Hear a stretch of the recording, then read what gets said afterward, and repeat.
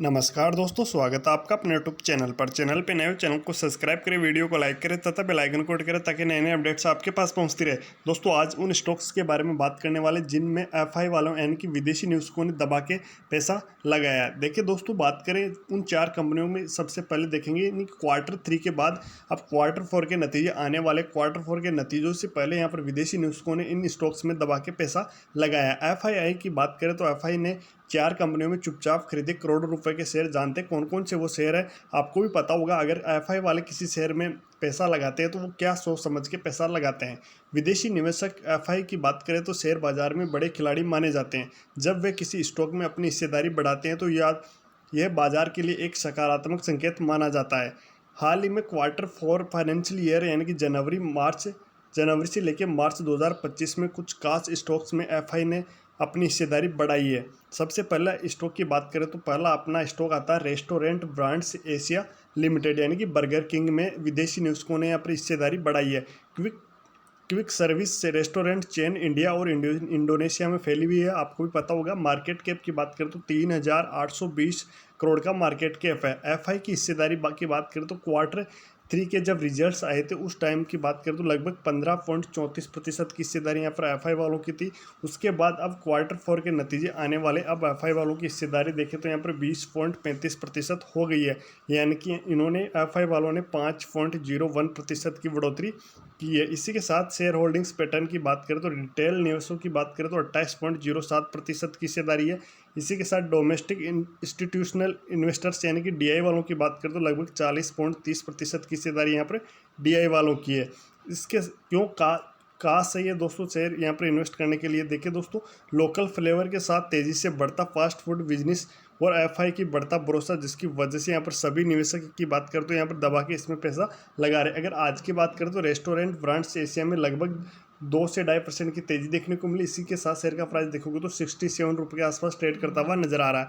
पता चल गया होगा दोस्तों, एफआई वालों ने यहाँ पर लगभग 5% माल अपनी होल्डिंग्स बढ़ाई है। अब नेक्स्ट स्टॉक की बात करते हैं दोस्तों। नेक्स्ट स्टॉक कौन सा होने वाला है? देखिए, दूसरा स्टॉक की बात करते हैं यहाँ पर सेंट्रल बैंक ऑफ इंडिया। सरकारी बैंक डिजिटल और कॉरपोरेट बैंकिंग में सेवाएं देता। मार्केट कैप की बात करूँ तो लगभग 30,973 करोड़ रुपए का इसका मार्केट कैप है। एफआई की हिस्सेदारी की बात करें, Q3 के रिजल्ट्स आए थे तब की बात करें तो लगभग यहाँ पर 0.44% की हिस्सेदारी यहाँ पर एफआई वालों की थी। अब Q4 के नतीजे आने वाले, उनसे पहले एफआई वालों की हिस्सेदारी की बात करें तो लगभग 1.26% की हो गई है, यानी कि इन्होंने लगभग 0.82% की हिस्सेदारी एफआई वालों ने इसमें बढ़ाई है। शेयर होल्डिंग्स पैटर्न की बात करूँ तो लगभग रिटेल निवेशकों की बात करें तो 3.60% की हिस्सेदारी है। इसी के साथ डोमेस्टिक इंस्टीट्यूशनल इन्वेस्टर्स यानी कि डीआई वालों की बात करें तो 5.87% की हिस्सेदारी है। प्रमोटर्स यानी कि खुद भारत सरकार इसकी प्रमोटर्स है, तो लगभग इसमें प्रमोटर्स की बात करें तो 89.27% की हिस्सेदारी प्रमोटर्स की है। क्यों कहा सही इसमें दोस्तों इन्वेस्ट करना? देखिए दोस्तों, सरकारी बैंकिंग सेक्टर में धीरे धीरे सुधार, डिजिटल ट्रांसफॉर्मेशन पर फोकस बढ़ता हुआ जा रहा है, जिसकी वजह से एक अच्छा आकर्षक बना हुआ इन्वेस्ट के लिए। अब तीसरा स्टॉक अपना आ जाता है premier energy limited. Solar cell और solar module manufacturing. Market cap देखें तो लगभग इसका 36,498 करोड़ रुपए का। इसी के साथ शेयर प्राइस की बात करें तो लगभग 814 रुपये के आसपास इसका शेयर प्राइस अभी चल रहा है। शेयर में गिरावट चल रही है। इसी के साथ एफआई वालों की हिस्सेदारी की बात करूँ तो फाइनेंशियल ईयर यानी Q3 में इनकी हिस्सेदारी देखें तो लगभग 2.31% की हिस्सेदारी थी। इसी के साथ अभी की बात करें तो अभी यहाँ पर Q4 की बात करें तो Q4 में 2.95% हिस्सेदारी इनकी हो चुकी है। लगभग 0.64% की हिस्सेदारी यहाँ पर एफआई वालों ने प्रीमियर एनर्जी में बढ़ाई है। शेयर होल्डिंग्स पैटर्न की बात करें तो रिटेल निवेशकों की यहाँ पर 23.42% की हिस्सेदारी। इसी के साथ डोमेस्टिक इंस्टीट्यूशनल इन्वेस्टर्स की बात करें तो डीआई वालों की लगभग 8.66% की हिस्सेदारी है। प्रमोटर्स की बात करें तो लगभग 64.25% की हिस्सेदारी यहाँ पर प्रमोटर्स की है। बहुत ही अच्छी बात है, यानी कि प्रीमियर एनर्जी में भी यहाँ पर एफआई वालों ने अपना निवेश बढ़ाया।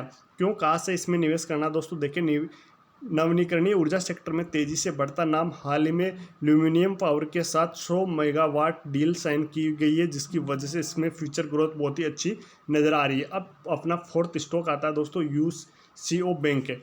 कॉरपोरेट बैंकिंग, रिटेल बैंकिंग, सरकारी बिजनेस, ग्रामीण बैंकिंग। अगर इसका मार्केट कैप देखें तो लगभग 35,023 करोड़ का इसका मार्केट कैप है। क्यों कहाँ से इस शेयर में इन्वेस्ट करना, देखें दोस्तों, सरकारी बैंकों में सुधार और क्रेडिट ग्रोथ की उम्मीद से निवेशकों की बढ़ती दिलचस्पी। अब देखते कितना यहाँ पर इन्वेस्ट किया। एक्सचेंज पर जारी डेटा बताते कि यूको बैंक में पहली बार हिस्सेदारी बढ़ाई गई है। उनकी हिस्सेदारी देखें तो एफआई वालों की 0.02% से बढ़कर 0.44% हिस्सेदारी हो गई है।